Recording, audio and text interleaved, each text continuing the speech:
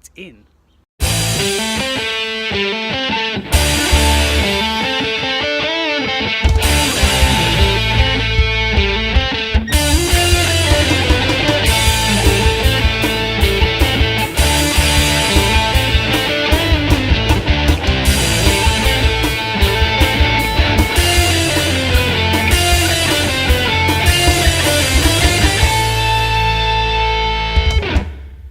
For those of you, and I know there is a couple of people I've been talking to on the Facebook group that I've got running for the project that are doing exactly the same.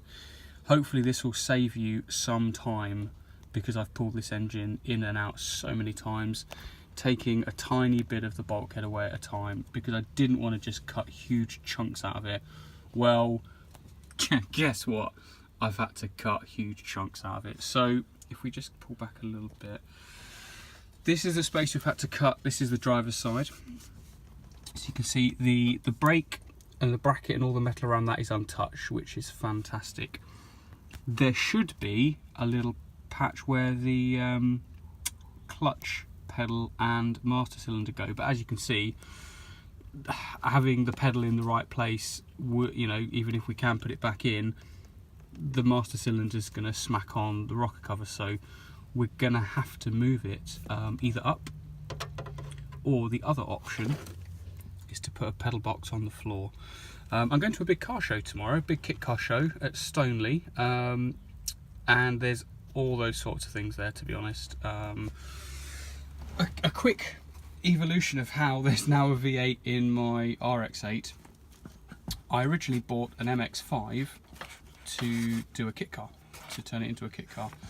I've built a kit car in the past at my last house, and it was fantastic, and I sold it to raise money to move house, you know, as you do.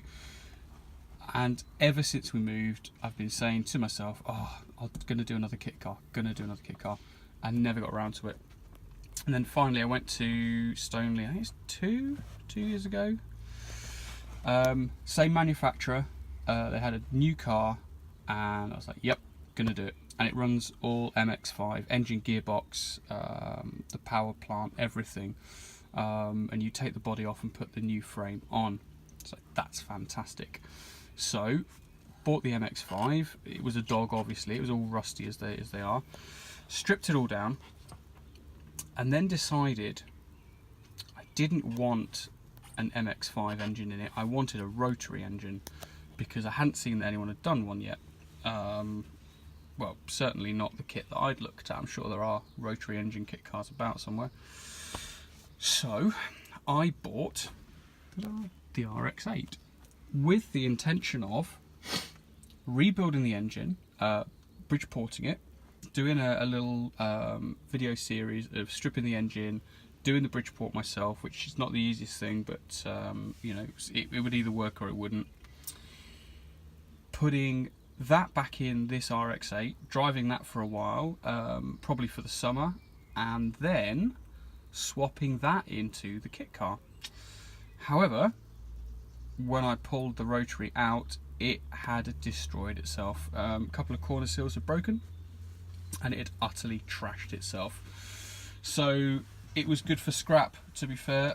The housings were wrecked, the irons were all wrecked, the rotors had chips in them. It was just basically needed a new engine. So that then evolved into, well, what can I get for the same or less money than a brand new or newly rebuilt rotary?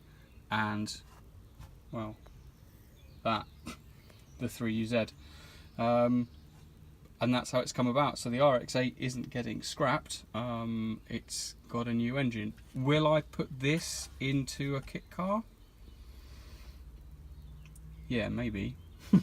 We'll get it into this first. So that's a lot of waffling. That's 5 minutes of me just chatting rubbish that you didn't need to know, but now you know anyway. So that's the space we had to cut out on this side. So if you take out the same space, your 3uz will go in. You can see now this looks freaking awful. Basically, I cut tabs in this and through the middle, and I've bent it inwards. Now I know it looks like shite now, but once we grind it back, weld it in, linish it all, and then box the other side, it will be fine. I have confidence it will be fine. This side actually is not so bad. Oh, I'm so wheezy. Yeah, this is going to be fairly simple just to box in, to be honest. That's a fairly simple cardboard template.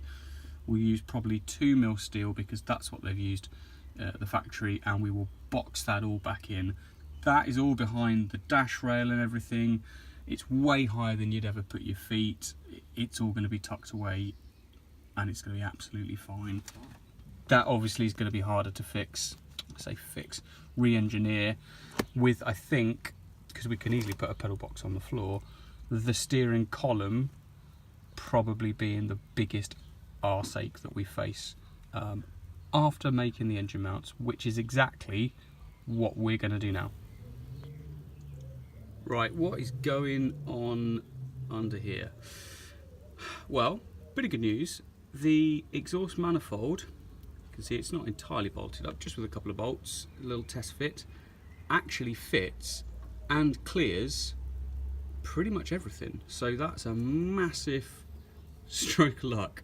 Of course it doesn't clear the steering column, we knew that, but we've got a solution for that and we will talk about that in another video. Right, so I didn't film me bolting it on, but that'd be boring. That is the standard Lexus engine mount, and you can see, if I shimmy up a little bit, it just sits below the Mazda chassis. It would have been lovely if it sat at the right height, we could have gone straight across, but it doesn't. If we come around the front, hopefully I can poke in there and get it to focus right. That is where it sits. The engine is completely squared and level, so the other side should come out exactly the same. We will check it obviously, but that is where it's going to sit. This, I think, is going to be the solution. Not wood, not a wooden mount, but we're just using this to sort of visualize and get an idea of how things will sit when we make them out of steel. So that is a piece of wood, it's cut flush, so it's flat at the top, and that is 15mm long. So that is sitting, it should be exactly 45 degrees, 90 degrees from the plate. Does that make sense? Yeah, of course it does. 90 degrees from the plate. So, I think it's getting in the way. If we, when we're doing it, cutting our steel, and we box it off at a 45-degree angle, a bit like that, it won't be these exact dimensions. This is just the wood we had kicking around to start doing some measurements. Then we can build up. It's hard to see exactly where we are. Let's see, we go sideways. There you go, that's a good view. We can just build up slightly from exactly where the Mazda engine mounts go. It's not exactly the same, but it's very close. And that should be pretty good, he says, confidently. It's going to be great. So that is the next job, is now wood off, cut it down to the angle that the steel will be, and then start to make up some templates for this bit. And then we'll see how he sits. So, we're just working on the plates that bolt to the engine. What I've done here is pop a bolt through and then put a socket on, because this is the area that we cannot weld or box into, because otherwise we can't get a socket on to bolt it to the engine. So, the plate itself is 8mm thick, and this is the space that we can work in. So we've got 75mm by 60mm basically, so we've got a small lip around the edge to weld to. So they're the dimensions. We've got a piece of steel, he's 15mm wide, So we're going to start chopping him up and start welding it together. And there we go. Now he's still a bit hot, turn him around. That is what we've ended up with. Now, I realise it's not the best welding in the world. That's now really well screwed on there. But I'm confident that it's going to do the job. And there it is in all its glory. I'm actually quite happy with that. Yeah, I don't think it could have gone any better really. The plan wasn't to have it at such an angle that the rubber mount would sit directly on the chassis, because the angle would be horrific. The plan is, if we come across, oh, that's some poor filming. I've lost the will to live today now. It's been a long day, just crawling around on the floor. The plan is to sort of box across. The gap looks big there, but it's really not. Let's see there, if I hold it sideways. So we'll use just a piece of box, and then we will have brackets from the side up and then the top across, and it'll all tie in together, and that'll be excellent. So the next job is to make the other side, of course. There's a job for next weekend, and then we'll start on the cardboard templates again, and we will get all this bit finished up.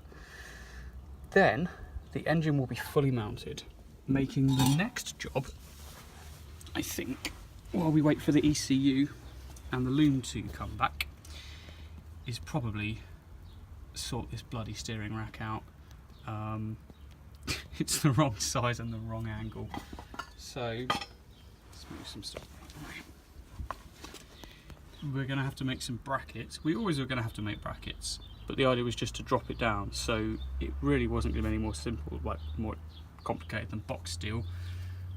That was going to, helps if I film what I'm pointing at, attached to here, and then the rack was just going to come down and bolt on. Nice and simple. But that's pointing up, not towards. So we're going to have to make some sort of wedge shaped bracket to turn the steering rack towards the bulkhead. So that'll be fun. Anyway, that's it for this one, and I'll catch you guys soon.